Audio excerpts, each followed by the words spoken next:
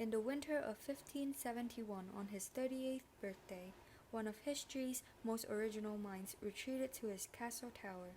Michel de Montaigne had been a successful diplomat and businessman.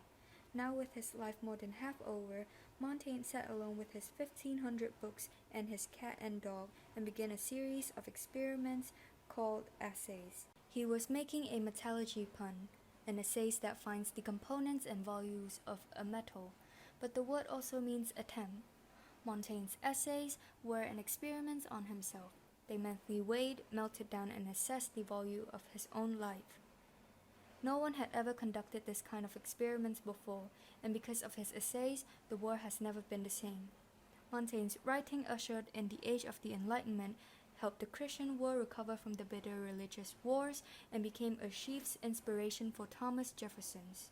And so, Montaigne invented the essay, a genre of literature that has tortured students for many generations.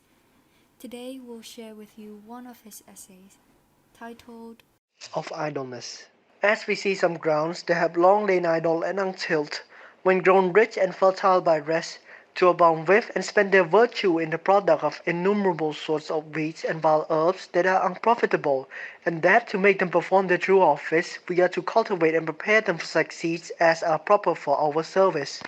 And as we see women that without knowledge of man do sometimes of themselves bring forth inanimate and formless lumps of flesh, but that to cause a natural and perfect generation they are to be husbanded with another kind of seed.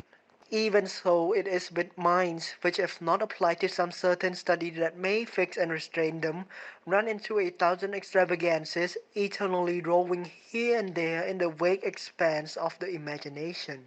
As when in brazen vats of water, the trembling beams of light, reflected from the sun or from the image of the radiant moon, swiftly float over every place around and now are darted up on high and strike the ceilings of the utmost roof, in which wild agitation there is no folly, no idle fancy they do not light upon, as a sick man's dreams, creating vain phantasms. The soul that has no established aim loses itself, for as it is said, he who lives everywhere lives nowhere. When I lately retired to my own house with a resolution as much as possibly I could to avoid all manner of concern in affairs, and to spend in privacy and repose the little remainder of time I have to live, I fancied I could not more oblige my mind than to suffer it at full leisure to entertain and divert itself, which I now hoped it might henceforth do, as being by time become more settled and mature. But I find leisure ever creates weary thought.